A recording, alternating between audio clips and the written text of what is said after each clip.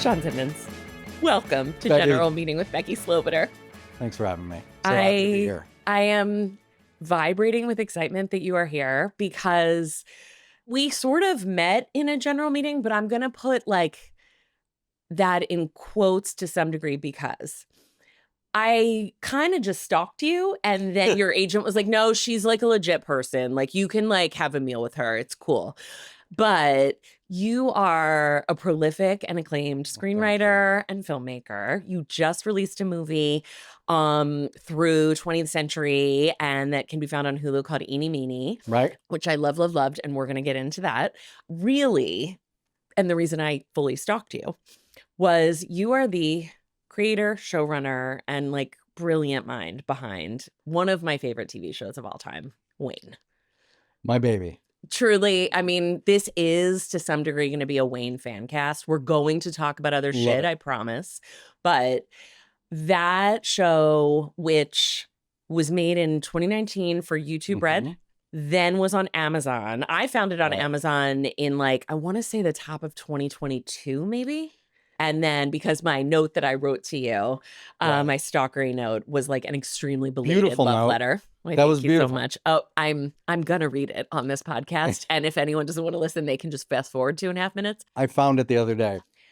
I have written some effusive emails to creative people in this business in the 25 years I've been doing this. I don't think I've ever written a note like the one I wrote to you about that.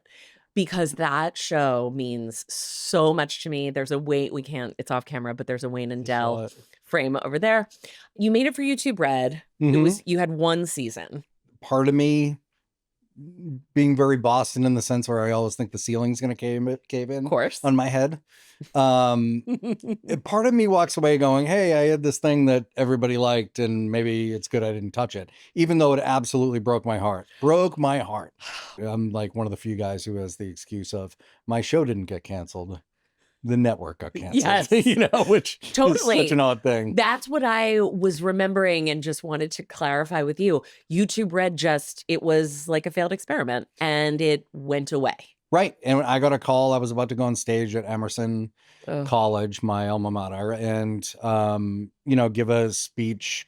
And I got a call from my agent who said they're canceling the network. And it was like, it hadn't even come out yet. Yeah. They're not canceling the show. They're canceling the network. Right. Not something you hear every day.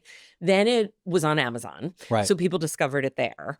And now it can be found on Tubi. Yeah. We were very quickly embraced by Amazon. Yeah. In a great way. Like they did a whole campaign. Yeah. Called it Amazon Presents. Like they made it their own. But, when you get into situations like that, and new people come in, this better than I do, which is they don't have ownership. They don't feel ownership of the project because they didn't develop it. Totally. It did all right. Like it did good on YouTube Premium. It did pretty good on Amazon Prime. They were gonna pick it up. Yeah. They were talking about picking it up. They were into the actors deals. And then I'm in a position where I'm going, man, I felt like I've been canceled twice. I would love to go back to the beginning to start, and then we will talk about Wayne, and then we'll talk about Eenie Meanie and all the other things. And I'm obviously wearing my Greetings from Asbury Park for you because when we met, we have such a shared love of many things, but Springsteen especially. A lot of stuff. Yes. A lot of stuff. Yeah. I'm looking at these posters going, this is all my favorite stuff. What's happening? I love it. But I think that actually speaks to, and we will get to this a little more in depth when we talk about Wayne, something in the secret sauce of you pouring yourself into that show touched me so deeply through these characters, through your sensibility. That's sort of part of what I wanted this podcast to be, is like a celebration of all the stuff we love and that means so much to us. You walked in here and you saw the Dazed and Confused poster and the Almost Famous quote, right? Like, there you go. A lot of stuff in music based, I'm realizing. Yes. I was the music supervisor. I demanded to be music supervisor on my movie. Did you really? Because a lot of my stuff, it's like I pick every song. I will not let anybody else pick a song in my stuff. I love it. We just spent 20 minutes downstairs talking about liking the same music. But exactly. And I wonder if there is, like, since we're into this pocket of the stuff we like, I wonder if it is like a generational thing with the tone of the stuff I make. It made me wonder, like, is it the musicality of it? Is it I always say there's a lot of start kind of vibes in Wayne and Eenie Meanie that comes from like 90s hardcore. Yeah, which I didn't realize till much later. Yeah. Because I love that like youth of today stop start thing. Yeah. But I do wonder as I'm sitting here now, I'm going like, is there a weird generational spirit to my tone? That I have to investigate. You're realizing that in real time here. Yeah. This is so great. It's strange. Let's go back if we could. So you are born and raised in Brockton, Massachusetts. Correct. That is where Wayne, the show, also starts and where Wayne is from. But tell me about your upbringing and making your way to a very different life out here now. I grew up in a very, in a reduced lunch ticket family, which I say. Yep. There was some, government cheese and some powdered milk. Tough coming up in a tough town. Brockton, Massachusetts is the home to Rocky Marciano and Marvin Hagler, who are two guys that punch people in the head for a living. So if that tells you anything about my town, it helps. It's very apt. We were fighting in parking lots every weekend and, a lot of crime. It's a great town. I don't want to talk about it. Like I talk about Boston people sometimes like making fun of them, but I really, I have such a dear like affection for New Englanders. Yeah. It's insane. By the way, I really get excited about finding the ways different people from different regions say things and different words. Like it's one of me and Mike O'Malley, who's also in Eenie Meanie, Mike O'Malley, also in Wayne, of course. We were talking today. I went to the movies the other night, and the girl behind the counter said, "Do you want butter with your popcorn?"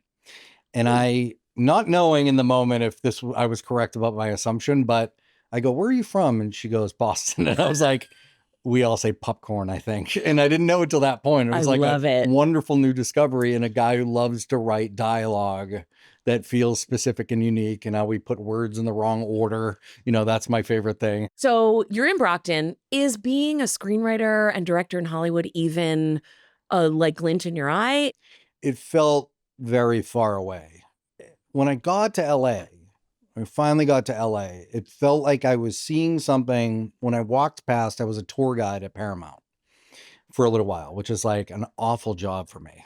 I am not someone who wants to get up in front of people. But when I walked past the offices of the people who were writing on TV shows, which was a Frasier at the time. Yeah.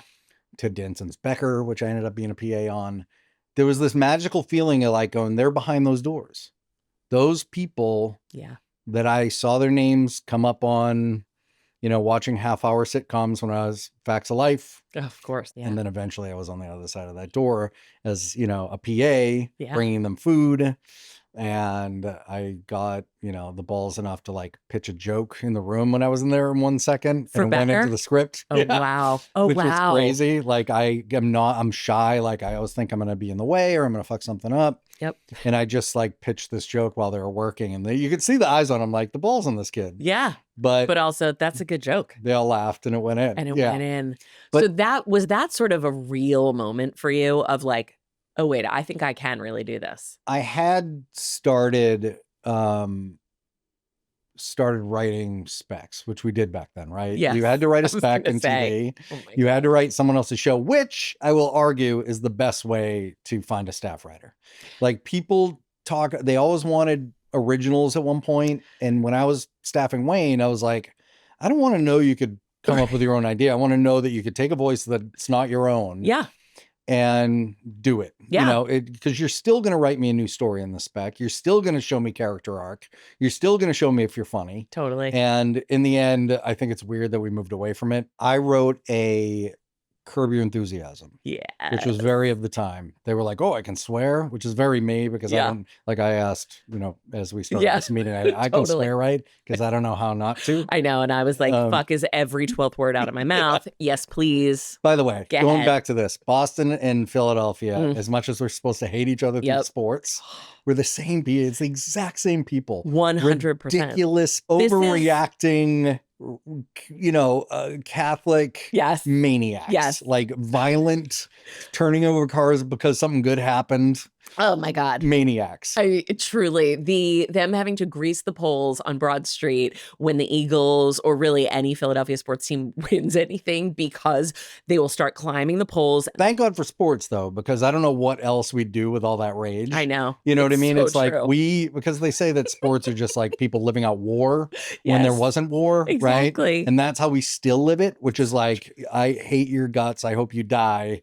You know, I'm going to push you down the stadium stairs to your death because you like that other team. 100%. But it's the funnest thing in the world. It's the best. It's the best. Like, I want to be ridiculous about how much I hate the Yankees. Of course. Like, absolutely ridiculous about it. My friend made a t-shirt in Boston that said, it had that famous picture of Charles Manson, but instead of the Nazi symbol, it was the Yankee symbol. And I'm like, it's so perfect. That's going to sell out. Yeah. Yeah. Exactly. Yeah. Where were you? And then we will get back to other stuff, but where were you when the Red Sox won in 2004? I was here. I mean, I absolutely cried. Going back a little bit to like how seriously we take it, I always say, let's be that insane about something that doesn't matter. Totally. You know what I mean? A good way to put that. Let's do it, because it's super fun to be ridiculous about things. It's ridiculous. It's so true. And like the joy I have over from football specifically, but like just the joy that brings amidst the hellscape is like, we need it. We really need it. So, okay. So you grow up in Brockton. How do you get from Brockton to the Paramount lot? It's a funny thing, because I think I ended up writing because I understood the rhythm of those half-hour shows in a way that it became math. Yes. I had a 6'1" Norwegian gorgeous best friend named Evan Eaton. The most beautiful kid you ever seen. And the only reason he was friends with me is because we started being friends at 5 years old. I walked into the bathroom. It was, the 70s. I had like long blonde hair. Yeah. And he thought there was a girl in the bathroom, which is funny now, as my dad always called me my mother's favorite daughter. But we became friends and stayed friends through high school. You have a friend that gorgeous and that tall, you better be fucking funny. I was doing Chris Farley, like falling down the cement stairs for laughs. Like, I was that person. I eventually went to the school at the time, which was the perfect college for weirdos, which was Emerson College. I secretly wanted to go to the school, not only because it was filled with weirdos, but I used to take in the train with my other friends from Brockton. The T. Let's call it what it is. Brockton to Ashmont. Yep. And I'd take it in so I could go to hardcore shows at the Rat, Middle East. Of course. So we'd go see these hardcore bands. They were almost the same ones every time. And then we'd take the next day on Sunday those same bands and play to Rhode Island, and we'd go take the train that way. Oh, amazing.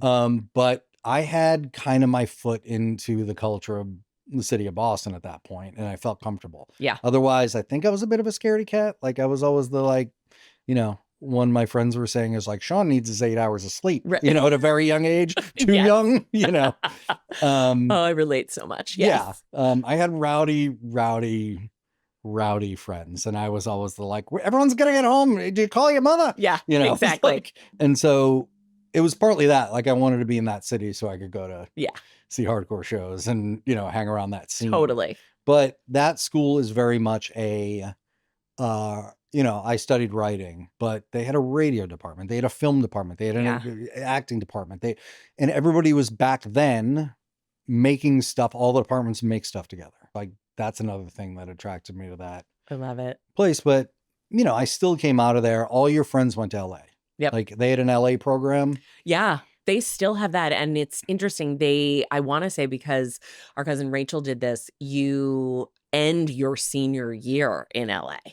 Like, it's an odd time to be studying abroad or whatever you call it, but it's a feeder right into working in the entertainment industry. And then they never leave. Right, exactly. Right. I didn't do the LA program. I chose the Europe program because when are you going to get to Europe otherwise, right? I was a poor kid. Like, there was no one in my family had ever been to Europe. Yeah, totally. And you just go and live in this castle in the middle of Holland, and everybody, I didn't, because I've never tried a drug in my life, but like, everybody was just on hash and having sex in a castle where there are peacocks outside.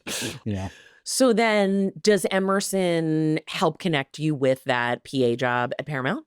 I end up just moving on my own out there. so many people you went to school with went out there, so it felt like an easy cushion. Yeah. to And you're land on. 22 years old and it's like, what do you have to lose almost? Right. Yeah. And, you know, it's, you know, you head out. At the time, it wasn't insanely expensive like it was now. When Yeah. did you come out? I graduated college in 99 and came out in 2002. Okay. So I went back to Philadelphia for a few years first. But Matt came out in 90. He graduated in 98, came out then. And like has the same stories. There's a pre 9/11 or a still like the vestiges of the 90s LA. Right. That was a different thing than it is now. Completely. So then is the Becker PA job on the Paramount lot your first kind of foray into I am working in the entertainment industry now? Yeah. What do they call those things? Those jobs? Pages? Pages. Yes. Yeah. I was a page. I used to seat audience members. Yep. But that's, you know, there was a community there. You started working with other PAs and we had to give tours. And then eventually, if you're lucky, like I was, they, you know, plop you into a situation where you can tell a joke and get it on the show. Exactly. Look at the balls on this kid, but also like, great. Yeah. So then did you go on to the writing staff there? I did not. The funny thing is I did about 2 years of Becker. Okay. I met my wife. She was a PA on Frasier. Oh, that's how you guys met? Yeah. Oh, I love that. I was working on Becker. I'd given a script to Matt, what's his name from Mad Men? Matthew Weiner. Matthew Weiner. Yep. Who was like the nicest guy about just like reading my stuff. I'm like, that's amazing. Help me, you know, a little bit. Then I had a boss named Jake Hogan, who was a Simpsons writer. Okay. One of the first Simpsons writers. Yeah. And he hired me as assistant. And I ended up sitting in office writing.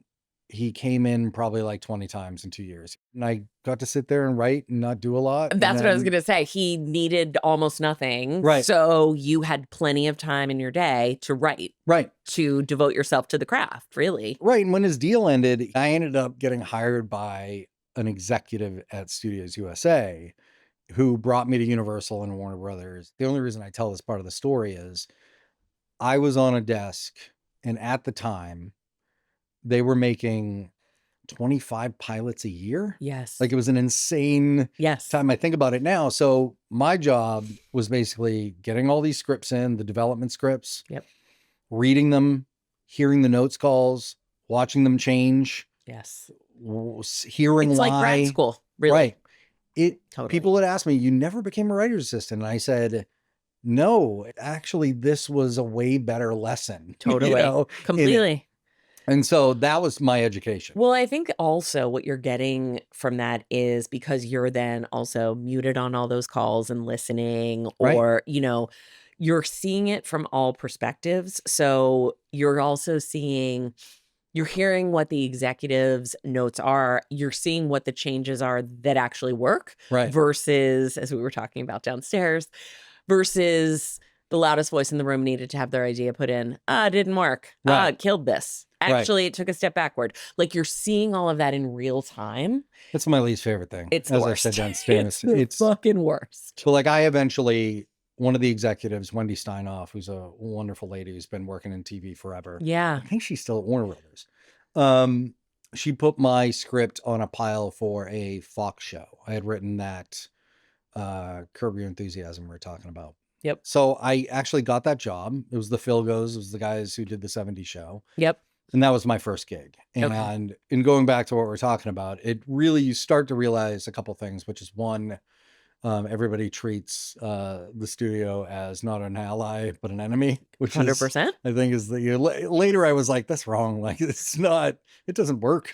Like, if you keep doing that. This dynamic is fucked up. Yeah. Yeah. And the second is what you're talking about, which is, you know, you spend your whole day desperately trying to make a mark, get in enough jokes, and you psych yourself out half the time. Yeah. To keep your job, to say that was mine, there's a lot of that. Yes. And in the end, I felt like I watched that throughout my whole career in bad ways, in ways that just people, you know, keeping jokes into things because it was theirs, people pitching stuff on movies in which is not better, but they want it in, you know, from executives all the way down. And then it ends up being at the detriment of the product. Completely. And they all want their thing in the thing instead of putting the best thing in the thing. Or, you know what I mean? 100%. Like, I remember when I first moved out here and then I went home for the holidays and a bunch of my cousins were like, now, why are the movies all so bad? And I was like, I actually think I have an answer now. There's too many cooks in the fucking kitchen. When you made Wayne and you are the really like, if not the lone creative voice, you're an auteur. Like that is out of your body completely. So you have producers, because Wernick and Reese were on that with you. Wernick right? Reese came along, yeah. So you have really talented people working to support you. Right. But at the end of the day, like you're calling the shots of what's getting in there, right? Yes. And that's why it's so fucking good. Leave the filmmakers alone. Joe Hips, I don't know if you know Joe Hips. I know the name. I don't know him personally. He ran it's now called Fifth Season. It was Endeavor Content. Joe made Wayne. Joe was the executive. He loved it. And like, thank God. But I always said to him, 99% of the time, these things don't work. Yep. Right? Whether it be they don't get made, whether they come out like shit, whatever it is. It's fucking impossible. It really is. These things are so hard to make. I have been offered like a bunch of stuff. And if I don't feel like I can do right by you, if I'm not laughing, if I'm not crying, if I'm not walking beside those characters, when I'm in bed at night and thinking in my head, like, I can't do it. It's too hard. You end up working with so many bozos. And, and also like wonderful people, don't get me wrong. Sure. But there are some good people around. Yeah, tons. But there's so many things that make it hard enough that if you don't care about it so deeply, maybe it's our shortcoming that we don't know how to do it otherwise. I was talking to a friend about this last night. It is a double-edged sword. It is both a hindrance and it's really what makes you special. I will say the final note on that Joe Hips thing, the reason there's a lot of studios you work with who say like, we're very creator friendly. And then like by the end of it, I'm like, fuck you, you are. I'm going to burn your building. Yeah. But what I said to Joe was like, ride or die with the creator because they don't work out half the time anyway. But the purest version of whatever that thing is that you're trying to get is going to be the best version of it. And once you start having 8 people Frankensteining that shit, you might as well quit. Some people keep spending money. And I'm like, nope, just try to go back to that thing and see what comes out. And he agrees. He's very creator friendly in that way. And I kind of in TV have stayed with him for so long. Totally. He went over to A24. I'm doing a pilot with them right now. That's awesome. But it's like, he's the good one, right? Like you can find some really actually creator friendly people, but exactly what you just talked about, that is the sort of ripping my hair out experience of being an executive or a producer for many years of the development process. Like development, like I might start twitching just from the word. It's so painful because of, again, whoever is the loudest voice in the room, I suppose, making the decision of throwing good money after bad, not going back to what was originally at the core. Such a good idea. It's all about, there's this weird undercurrent of tone and purpose inside every idea that doesn't seem like the stuff on the outside. And if you don't capture that and make it its own thing, then you've lost it. It's just a bunch of scenes. I want that like put on a pillow. Yeah. Tone and purpose. Right. And it's it's just a bunch of I don't know. I mean, I honestly don't think I don't even write with outlines because like I'm always capturing that thing. That I just talked about. It's like I will write scene 19 first and then scene 3. And it's when I wake up and go, oh my God, I have an idea for that scene. Like I run with that thing. You're so talented, but you also are coming from a place of like true creativity, not, you know what I heard they want? I hear they're buying a lot of this, whether it half hour workplace multicams, right? Like that's the opposite of what your approach. You're like, you know what this character would do? And you're kind of giggling to yourself. And you're like, I gotta get though. Like say more. Understanding that too late. Okay. Because we did work in a business where it was like, what are people looking for? You bet. And anything I developed was, weird, wonky in Okay. a way that we did. We're talking about 2015-ish. Okay. When I started, I was working on, things were hard. We had strikes. I ended up not listening. And like, I worked on jobs I had a blast on, like kid shows. Yeah. Like I had a blast. They were 22, 25 episodes sometimes. Yep. The residuals from those things were fucking insane. But like, listen, you take a dent on your resume in a way where people stop looking at you. For sure. You know? That's real. Very. And I had been working on a lot of those shows since I got that first one. They're all 13 and outs. These things were always canceled. No one remembers them. Yep. I had a blast most of the time. I cried on a bunch of them. You meet great people. You're employed. Yeah. Great. Yeah. People along the way, you know. It's so true. Collect people. That's my only, if I have one message for anybody, your whole career is collecting people. If you're talented, you know, or if you can do it half decently, collecting people is the next thing. Like, that's it. It's just collecting people. I love it. But talk about the people you collected on Wayne. All these people are my friends now. Yeah. I worked on all those shows, learned my second phase of working with people in a room, pitching. Like I hated pitching. Yeah. I didn't have the confidence of a 6'4" Norwegian person. Evan Eaton? Yes, Evan Eaton. God Love your damn. memory. Damn. And then, you know, it was up and down. It was a lot of time off. Yeah. You know, their time, you know, and then I didn't work for 2 years.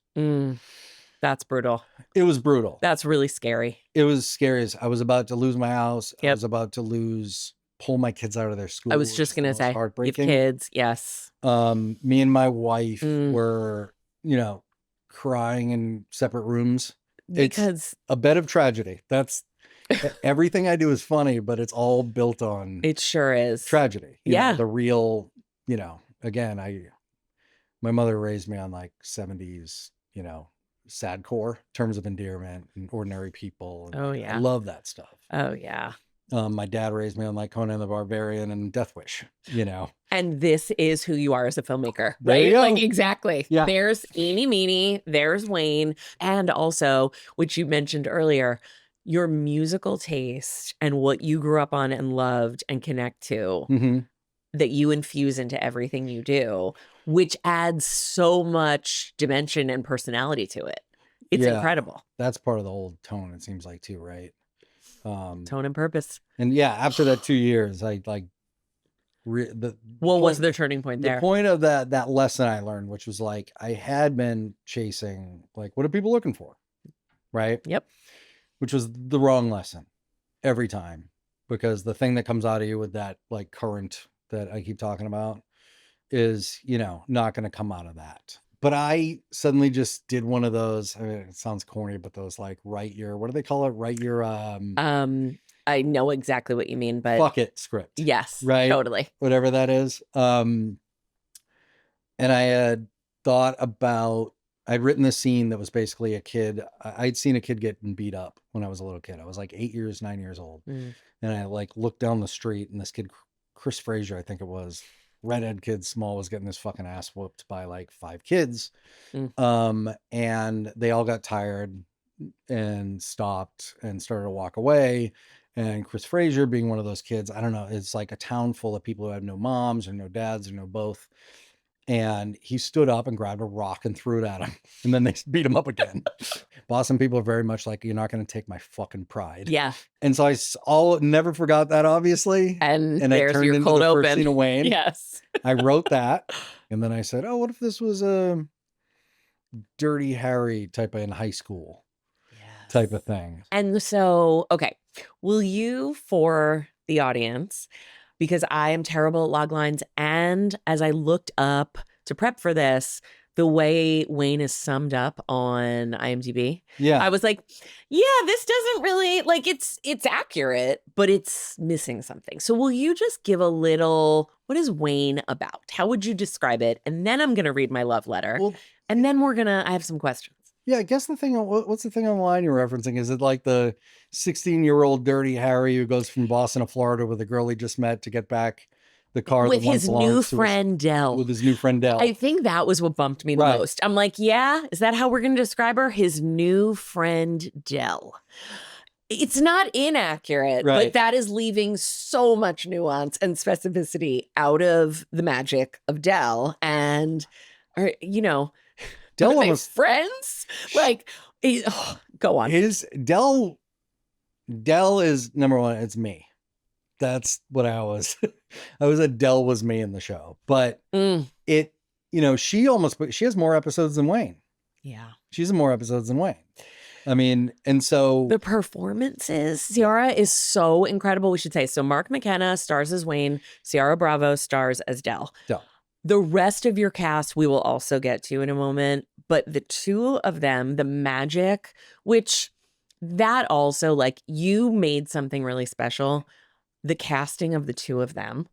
Oh, you know this better than anybody, right? It's like, forget it. I very quickly figured out that casting is 85% of anything's success. Totally. 85%. People have gone on the red carpet and they're like, oh, it's the script. I'm like, I have been, when I was at Warner Brothers and Universal and all that, you saw more terrible scripts with great cast get made. Yep. Or great scripts with a bad cast go bad. Exactly. Every time. 100%. And it's casting. I pride myself on like picking 8 great people. Yes. Like, whenever after Wayne, people would say, and they're like, I've been proud that people have been saying about the movie too, which is like, how'd you get 8 such perfect people? We're like, that's what I was going for. 8. Yes. That's my number. It does seem like the right number. It's true. It's so true. What Mark and Ciara and their chemistry, but also what you wrote, it's incredible. So it's, yes, John Hughes meets John Wick. Yeah.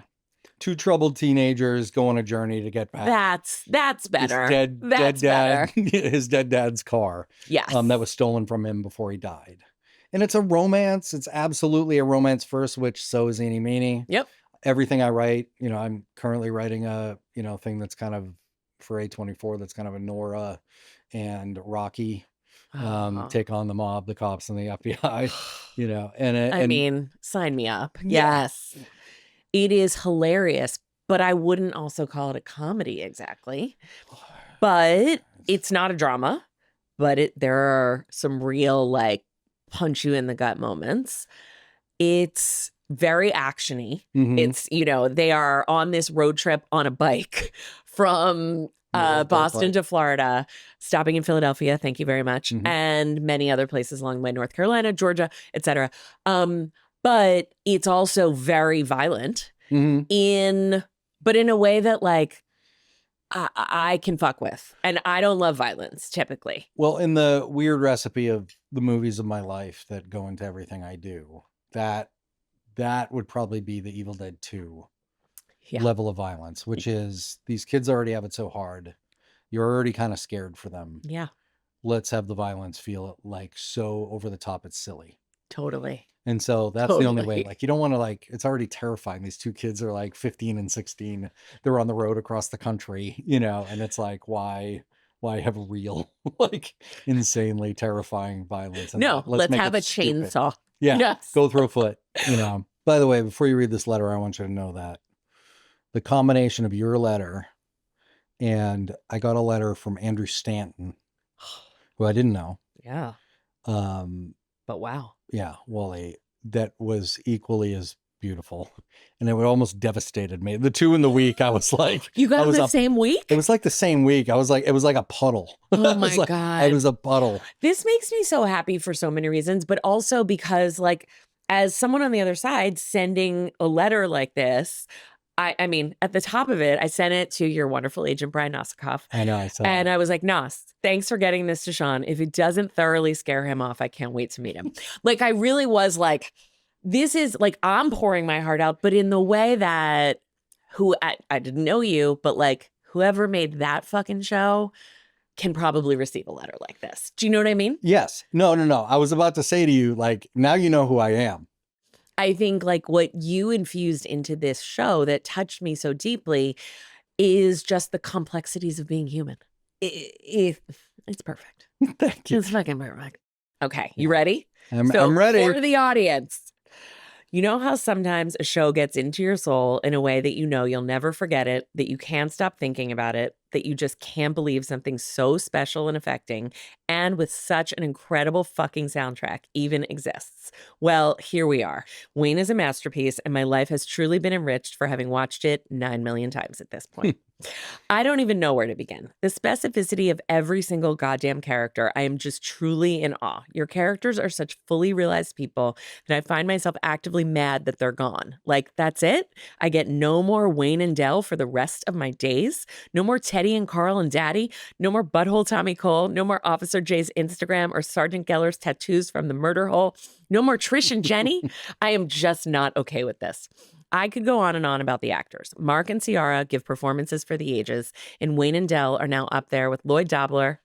Oh, shit. And Diane Court for me. And yes, you're goddamn right. I named my production company after a line from Say Anything, so this is the highest praise I could ever give.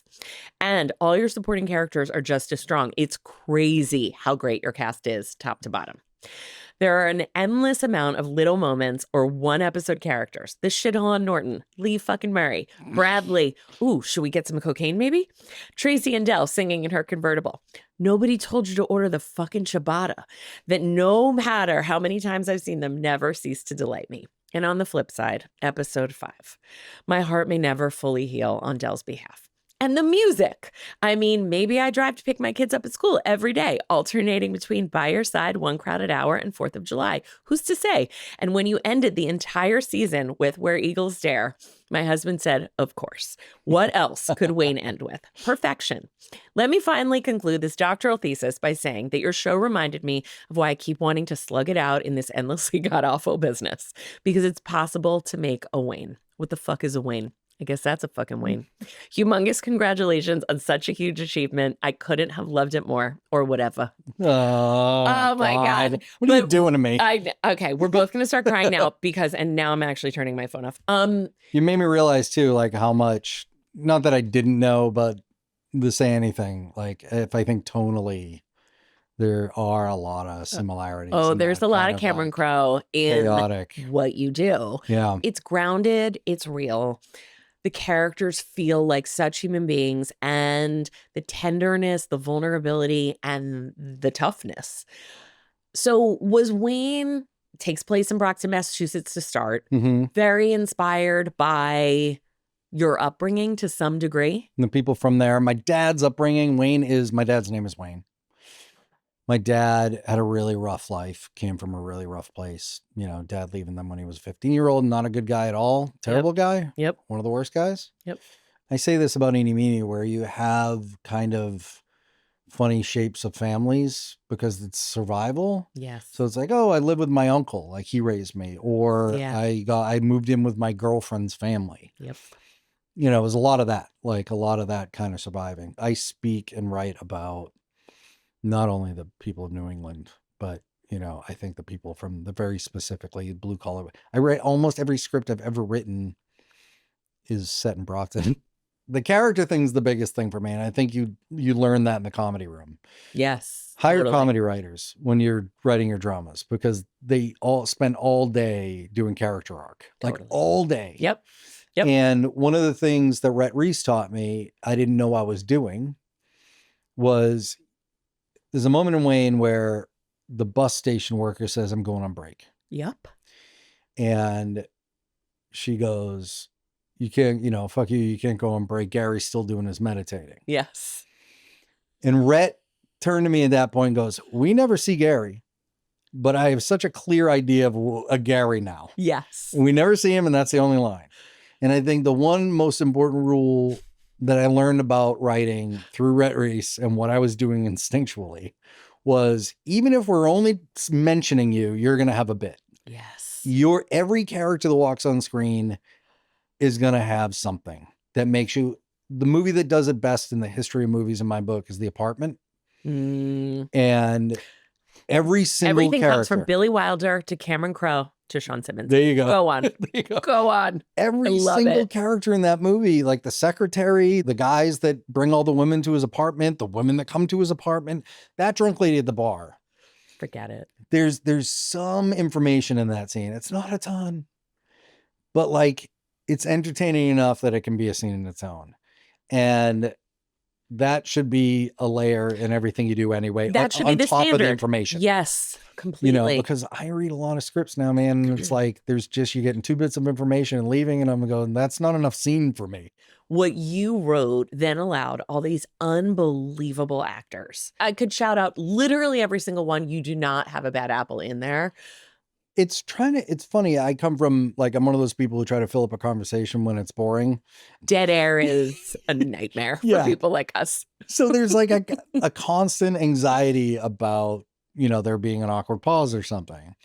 And I think in the end, that chaos is in everything I do. It's like filled with choices of, if this doesn't entertain you, this is going to entertain you. And sometimes I'm cutting and cutting and cutting, but like, I want it to be entertaining at least 3 levels every moment. And Paul Thomas Anderson does that too. Yes. Like, he's big on that noise. Yes. Which totally. Can we talk about the music in Wayne for a second? Because what just reminded me of, so the school dance, and then it ends with them driving off to Vanessa Carlton's 1,000 Miles. Yeah. A song that it was so unexpected there, I'll say. Right. What inspired you to put something like that in there? And then also, I just want to compliment you on the literal perfect, because at the end of every episode, a really huge, in big block letters, Wayne comes up on the screen, and you get that perfect little da-na-na-na-na-na. Oh, right. Yeah, that's one of my, I teared up the first time I saw it. Because there's something weirdly perfect about that, isn't there? Perfect. It's like, yes. Yeah, it's shockingly. As he's gotten the shit kicked out of him, and oh God, Teddy and Carl and Daddy found them. But because of the mark they've made on that school. That was like Wayne having no friends, and then everybody's his friend suddenly. Yes. Like, that was exactly the thing. He was a weirdo. He didn't want to be there. And then suddenly everybody was fighting for him because he put himself out there. I worked on a lot of shows where I'd pitch emotional stuff. Yeah. And you'd always get shit on. You would like be made a fool. And if you did, you had to kind of like buy it back immediately with a joke. As I made this movie, I realized that like people struggle with sincerity. Yeah, they really do. Back then, it was like when you wrote in a comedy room, pitch something like sincere, they'd like, you fucking loser. Yeah, like, get out of it. But like, it was like always my instinct to like, hey, let's hit them with this, and they'll feel something, and then maybe it'll mean more. Yes. All in the family. Yes. All in the family. Totally. I realized that I liked the punctuation of stop-start stuff. The sudden starts were made it feel chaotic and put people on their heels and punctuate things. Yeah, it gives it an energy. And it comes from 90s hardcore music. That's what I realized way too late. Like, I realized I just like Youth of Today and music like straight edge from the 90s, New York hardcore was that. And I think that's, that is kind of an accent I put in, not even when the music's not there. Well, I feel when you say Youth of Today, I hear, and the Youth of Today in the early 7 seconds taught us some of life's most valuable lessons, because we bonded over the Hold Steady, which I have a poster not in here, but. And I got to have lunch with him. With Craig Finn. With Craig, because he liked Wayne. Like, which is. I mean, of course he did. Yeah. This is what I'm saying. They're the fucking best. So much I'm obsessed with Craig Finn. Okay. I could make this completely a Wayne fan cast, and I will segue us over to Eenie Meanie, and then we will get to Last Looks. But Eenie Meanie, it's in the vein of, but it's of Wayne, but it's also, first of all, it's a film. It's a big budget movie with movie stars and huge action sequences and incredible car chases. What was the inspiration? It was honestly, it all goes back to Wayne. I had written a scene about Dell. I asked the very helpful, seemingly silly question of what's their superpower? Sometimes it's a good tool to help you, figure out a character.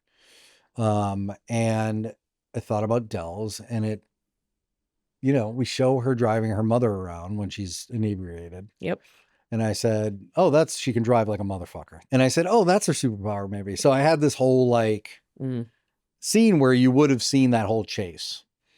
In the world where Wayne wasn't happening, I still love the scene so much. Totally. And so I always do like a indie 90s movie stuffed inside of a genre framework. Yep. That's what I'm combining my mother's sadcore stuff and my dad's genre stuff and the 90s indie cinema that raised me. Yes, completely. And then realize like, oh, maybe there's a, getaway car driver movie. Maybe there's a love story here, because I always write a love story. So of course there's going to be a love story here. And maybe it's like a Cassavetes things, with one of those classic characters who like, those guys who like smoke at the gas pump, the guys I grew up with, a lot of the really troubled guys I grew up with who just couldn't get out of their own way. Yeah. And I love those guys. I love those characters in movies, and those guys are my friends. And so I think I had the ending, which I won't give away here. And I had the opening, and I met Steve Asbell, who I think one of the last great kind of movie lovers. Yes. Making movies, and president of 20th Century, really well respected, super smart, great executive, also a GW grad. Awesome. That's where I went to college. He was a pleasure to work with every second I was on that movie. That's awesome. Loves movies, and he loves all the same shit I do. So when he speaks about Wayne, and he said one thing I really took away, never heard before, is like, you can see the joy on the screen from making it. Yeah. And I said, yeah, you're right. I never heard that before. And totally. And so he loved it. The question comes up that always comes up, that even for some reason at that point, like, I should know better. What do you want to do next? Yeah. What are you working on? So what are you working on? Yeah. And I've not once in my career been ready for it. But I said, I just wrote the scene, girl driving. I explained the whole scene. Yep.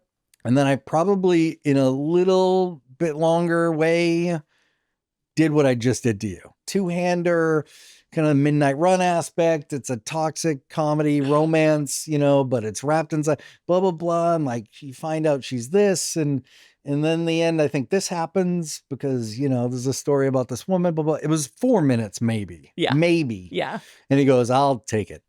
I mean, and yeah. God bless you, Steve Asbell, first of all. And this does not happen. And I know anybody listening who writes hates my guts. Exactly. Or, that's how it works? Yeah. No, that is not how it works. But without Wayne, it doesn't happen, because that 4 minutes for someone who had no body of work in a real way, Asbell might be like, all right, there's some interesting stuff there. Cool. Yeah. Let me pass you to one of my execs and see if you can figure something out. Because of Wayne and the credibility of that and all of that, in the 4-minute pitch, he's like, oh, yeah, great. He saw it. Done. Because he saw my tone. Because he knows you. And because we've seen Wayne. You have just this calling card that Andrew Stanton, Becky Sloviter, and Steve Asbell love. So there you go. You're set. And I got a call from Michael Bay. Did you really? Yeah. Michael Bay and Jerry Bruckheimer. They called together? And then on this side of the world, no, on 2 different calls. Can you imagine? And it was so funny because I love Bruckheimer, like that company. You kidding me? All those movies. We're teens of the 90s. Like, get out of here. Michael Bay calls and I'm like sweating bullets. Like, it's like 9 p.m. or something. And I'm like, holy shit, what the fuck's going on? And we do very different things. So it's an interesting call. Yeah. Dean Winters hooked us up. Oh. That's who hooked us up. He's friends. And he finally goes, can I ask you a question? How'd you get that kid to act like that? About Mark McKenna playing Wayne? Yes. And I absolutely... There was no way I was not going to blow that answer, because what the fuck? Because what the fuck? How did I get him to act like what? Like, I guess, and I was trying as quickly as I can go through my mind of what the meaning of that question is. Totally. And all I could think of was like, I think there's a quality where Wayne does have some version of Asperger's. Yeah. That was always the plan. I liked that he couldn't look anybody in the eye unless he was going to destroy you, or it's dealt. Yeah. So eventually. So she has to force his head up at the end because he can't do it. But, oh my God. But that was the funniest. That's amazing. Yeah. This is the shit I want to come out. Like, I want this whole podcast to be very like fun and warm and not like talking shit. We'll do that off camera, but also just like some fun stories from fucking Hollywood. Yeah. Thank you for indulging my unbelievable fandom. And I mean, again, this wall has 8 things I love, including the Beastie Boys, Cabin in the Woods, shit that we both love, and Wayne. Yep. And Del. I love this. Oh my God. I love Cabin in the Woods, by the way. It has Wayne vibes. If you watch it again, you will. I was lucky enough to work on that, and the brilliance of Drew Goddard and Joss Whedon, and I love that movie so much. But yes, total Wayne vibes in there too. Okay, we have gotten to the end of the podcast where we do the last looks questions. Favorite movies. My top 4 favorite movies are in everything I do, which I didn't know. Okay. Before Sunset. Yeah. You get that. You betcha. Right? You on betcha. the road romance, right? The Apartment, which I explain why. Yes. Step Brothers. That's the we goofiness. Just become best friends? Yeah. Yes, totally. And the propulsive nature of Raiders of the Lost Ark. The chaos of that movie. And it's like that. I mean, I think that sums up. But like, I always go back and forth between, I will not choose between The Apartment and Before Sunset. No, you can't. That's my favorite movies. I love that so much. Chef's kiss to all 4 of those. And I love that you didn't quite see that is in everything, and only this process revealed it to you, because the evolution of being an artist and being a creative person it's never final. Like, you are always learning shit about yourself and being reflective in your process. That was not me making up a letterbox list. Because like they're not going to ask me. They're not going to ask me. That was me doing it for directors. Okay. You're such a music person. Yeah. We talked about Hold Steady and all this. One of my Desert Island albums is Boys and Girls in America. The Hold Steady. Love it. I am very curious and have been very excited knowing you were coming here. What are your 2 stranded on a desert island? Ooh, that's tough. It's real tough. I'm only going to say Paul's Boutique, because I was like a maniac from 1986 on. This makes me so happy. Maniac. I don't collect anything. I have so much Beastie Boys shit that's rare that I've spent my life collecting. I have a whole shrine in my house. And there was something about them being, which was like, I was into hardcore and stuff and punk. And then hip hop was like, my second thing, because it's very, the same thing as punk to me.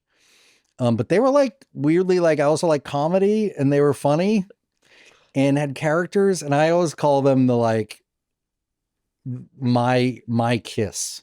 Yeah. They're kind of like a great way to put it. know, and, they played characters, and, they're so funny. So I'll pick that. It's weird because I listen as I get older, and hip hop becomes a different thing that I don't enjoy. Because they're just mumbling, and give me boom bap rap. Like, I like Pusha T, but I'll take it every time, but there's not much of it anymore. I'm going to say something controversial. I'm especially upset today because he politically said some shit online. He's done some bad things in the past. But Heartbreaker by Ryan Adams is one of the greatest pieces of work to ever. Like, if you wrote that in the 70s, he would be as big as Neil Young. It's weird and controversial to say right now. I'm very disappointed. Yes. In everything that's gone on. And I hate that about, like, trying to separate. And I haven't really listened to it in a long time. Art from the artist. Yeah. But if I'm on an island and I don't have to fucking. Yeah. Exactly. Care about that. I'm very much about, like, doing the right thing and not listening to Kanye anymore. Who, Same. Basically has 8 perfect albums in a row. It's infuriating. Who else has done that? We can't listen to. Yes. His perfect albums. Yes. My God. But same with, yes. Okay. These are great choices. What do we? Okay. A book, either your favorite book or book you've read recently that's really stayed with you. So for 8 years, I've been trying to get the rights to a book the dude won't give me. I get it. It's very different from what I do. Yeah. But it's one of the greatest books I've ever read. I own like 9 copies of it, and I just keep giving it to people. It's a beautiful little it's like perfect movie size, like 170 pages or something like that. And it's called Montana 1948. It's a Western. It's a small little tragic Western about the evolution of courage. And it's incredible. I'm not going to say more. Yeah. If you go out, you read that book in a day. Yeah. Incredible. Okay. Beautiful. Montana, 1948. Larry Watson, who's written a lot of good stuff. Okay. Last question. TV show. What is do you have a favorite of all time? My favorite of all time is The Leftovers. I mean, that show gutted me. It's so wonky. I love Lindelof's brain. Yeah. I saw The Watchmen and I was like, this is exactly the version of that I would make Yes. of this thing. Yeah. Shawn Simmons, this was so delightful. I can't thank you enough. I am like, obviously can't be more effusive. Your show changed me. Like, I Jesus. love it so much. You are a delight as a human, and thanks for, letting me stalk you. And you were so kind when I reached out and I was like, hey, I'm doing this new podcast. Would you be a guest? And you were like, this is the easiest yes in the world. Yes, again, in the world. In the world, we're collecting people. I'm very glad you're one of those people. Oh my God. So, and thank you for letting me talk about my baby again. Are you kidding me? This is such a delight. I could ask you 50 more questions, which I'm going to do while we have lunch, or I'll do part 2. I will come back. I never know how to end this. I'm just going to get up and give you a hug. I got nothing to do. Thank you so much. This is amazing. General Meeting with Becky Sloviter is hosted and executive produced by me, Becky Sloviter. Our editor is Jay Rothman. Our audio engineer and director of photography is Hector Fernandez. Our tech producer is Griffin Davis. And our theme music is by Jay Rothman. If you're enjoying this podcast, I would be so appreciative if you would subscribe or follow the show on whatever platform you get your podcasts. All of our episodes are on video as well on our YouTube channel at General Meeting Pod. Please consider subscribing there as well. You can also find us on Instagram and TikTok at General Meeting Pod. And more information is on our website, generalmeetingpod.com. Thank you, and most importantly, go Birds.